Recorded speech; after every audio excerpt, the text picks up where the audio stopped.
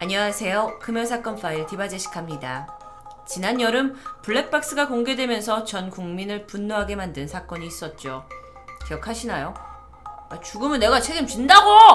하면서 응급환자가 실려있는 구급차 앞을 막아선 한 남자가 있습니다. 생명을 살릴 수 있었을지도 모르는 골든타임을 허비하게 만든 그 사람. 그리고 막상 환자가 사망하니까 자기는 책임이 없다면서 반성조차 하지 않은 남자. 그가 바로 구급차 막은 택시기사로 알려진 31살 최 씨입니다. 지난 2020년 6월 8일 오후 3시경에 서울 강동구의 고덕역 인근에서 말기 폐암 환자인 70대 여성 A씨가 긴급 후송 중이었습니다. 그런데 이 구급차가 차선을 변경하다가 개인 택시와 가벼운 접촉사고가 나는데요. 구급차 운전자는 택시기사에게 명함을 주면서 차 안에 응급환자가 있으니 일단 환자 수송을 마친 후 보험 처리를 하겠다고 양해를 구했고 병원으로 가려고 했죠. 하지만 택시기사는 그렇게 호락호락하지 않았습니다. 이 사건의 논란의 중심이 된 사진 속 최 씨는 일단 구급차를 막아섰죠. 그러면서 응급환자 있지도 않은데 일부러 사이렌 켜고 달리는 거 아니냐? 라면서 의심부터 하는데요. 그러면서 환자가 진짜 탄지 내가 봐야겠다 하면서 구급차의 뒷문을 활짝 열었고요. 차량 내부와 그리고 지금 아파서 누워있는 A씨의 얼굴 사진까지 찍게 됩니다. 그러니까 구급차 운전자가 급한 마음에 최 씨 왜 이러시냐고 저질하게 됐는데 죽음 내가 책임진다니까? 가려면은 네가 날 치고 가라! 하는 이런 터무니없는 말을 내뱉게 되죠. 심지어 이렇게 옥신각신하는 와중에 그 구급차 운전자가 자신을 밀친 거다. 이건 폭행죄다. 라는 걸 운운하기도 합니다. 자, 이런 시간 동안 지체된 건 11분 정도였어요. 현장에 다른 구급차가 도착을 해서 급하게 A씨를 이송을 했죠. 하지만 안타깝게도 결국 그녀는 골든타임을 놓쳤고 A씨는 병원에 도착한 지 5시간 만에 사망하고 말았습니다. 물론 A씨가 병원에서 즉각 사망하지 않았고 5시간 후에 이제 사망하셨다는 점에서 이 사망의 원인이 전적으로 최 씨에게 있다고 할 수는 없겠죠. 하지만 A씨는 말기 폐암에 투병 중이셨고요. 식사도 제대로 할 수 없을 정도로 몸이 쇠약해져 있는 상태였습니다. 그리고 사건이 벌어졌던 6월 8일 오후 3시, 그날 온도는요, 약 30도에 육박하는 아주 무더운 날씨였어요. 자, 그럼 이 말을 정리하자면 몸이 쇠약해질 대로 쇠약해진 A씨. 그런데 기온이 30도가 웃도는 여름날, 뜨거운 아스팔트 포장도로 위에서 문이 열려있는 구급차에서 11분 동안 방치되었다라는 것. 차문이 열려있으니까 차 안의 온도가 급격히 높아졌을 수 있죠. 그럼 이게 이미 몸이 쇠약해져 있는 A씨에게 좋지 않은 영향을 끼쳤을 수도 있습니다. 실제로 그날 A씨는 더위에 쇼크를 받아서인지 눈이 뒤집히고 의식을 잃기 일보 직전이었다고 알려져 있죠. 아마 이 사건을 접하신 많은 분들이 분노한 이유는 아니 생명이 달려있는 상황에서 최 씨가 보여준 정말 납득이 안 되는 태도 때문입니다. 아니 일단 환자 보내고 그리고 나서 뭔가를 해도 충분히 사고 상황이 해결할 수 있었을 텐데요. 너무도 억지스러운 그의 행동. 도대체 왜 이렇게까지 비윤리적으로 한 걸까요? 좀 더 알아볼 일들이 있습니다. 자, 일단 출동한 경찰은 최 씨를 업무 방해 혐의로 불구속 입건하게 돼요. 그런데 조사 과정에서 최 씨가 이 사고를 고의적으로 일으킨 정황들이 포착됩니다. 블랙박스 영상을 분석을 했죠. 그리고 목격자 진술도 확보했죠. 그리고 추가적으로 여죄 수사를 해봤더니 어라? 최 씨가 이 사고의 피해자가 아니라 가해자일 수 있다라는 결론에 도달하게 돼요. 자, 그럼 여기서 말하는 여죄란 게 뭐냐? 알고 보니까요. 최 씨가 과거 몇 년 동안 그 소위 말하는 나일론 환자 있죠? 그런 환자 행사를 하면서 교통사고 합의금을 타냈던 전력이 있었습니다. 2015년에 송파구에서 도로 옆에 주차가 되어 있는 자동차 조수석 문이 내 택시에 닿았다. 이건 문콕이다 하면서 자신 또한 상해를 입었다고 주장했고 이에 합의금으로 124만 원을 받게 되죠. 뿐만이 아닙니다.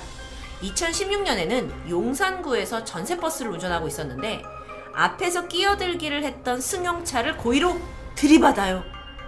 그리고 합의금으로 243만 원을 받아냈죠.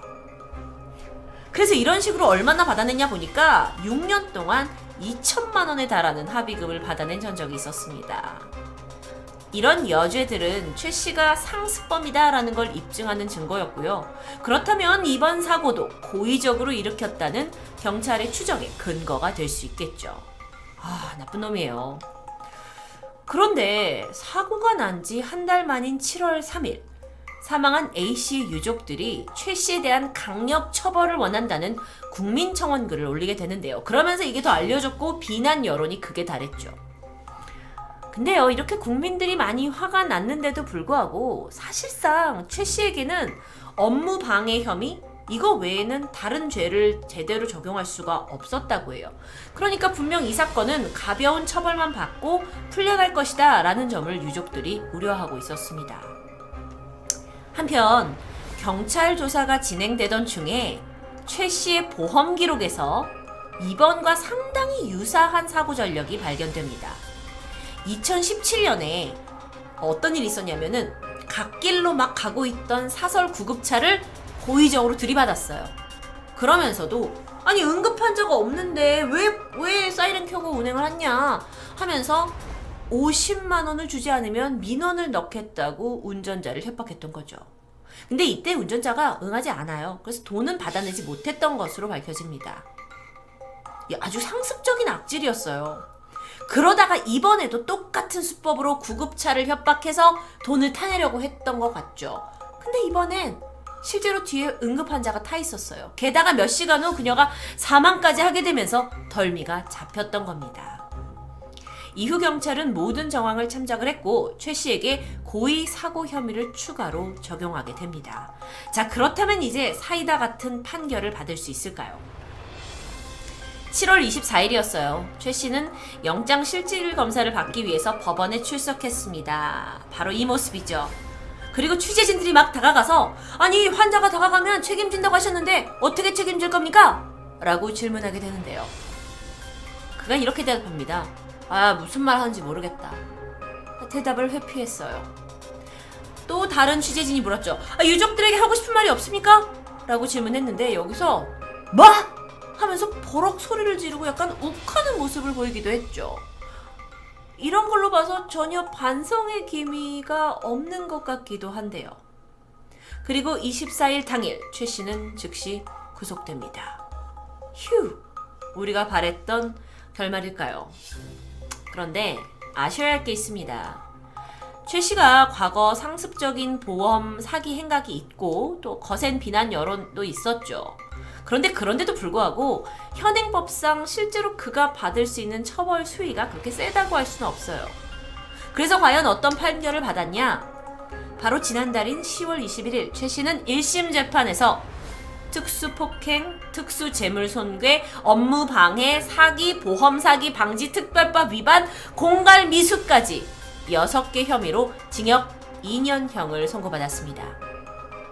재판부는 죄질이 아주 불량하다고 지적했죠. 근데 만약에 과거에도 이런 보험 사기를 했다라는 게 발견되지 않았더라면 사실 이번 그 구급차를 막아선 그 사건, 그러니까 긴급 차량, 구급차나 소방차 같은 걸 긴급 차량이라고 하는데 이거에 양보하지 않은 혐의만 적용되었을 수도 있습니다. 그런 경우에는 이건 우리나라에서 아주 경범죄에 해당해요. 가벼운 범죄라는 거죠. 그래서 처벌은 그냥 벌칙금 내는 거 정도에서 끝나게 됩니다. 징역 2년. 그런데 유족들의 뜻과는 좀 달랐어요. 왜냐하면 최 씨의 그날 행동이 A 씨의 사망에 직접적인 연관을 줬다라는 것이 이 형벌에는 적용되지 않았기 때문입니다. 이 부분은 아직도 경찰의 수사 중에 있는데요.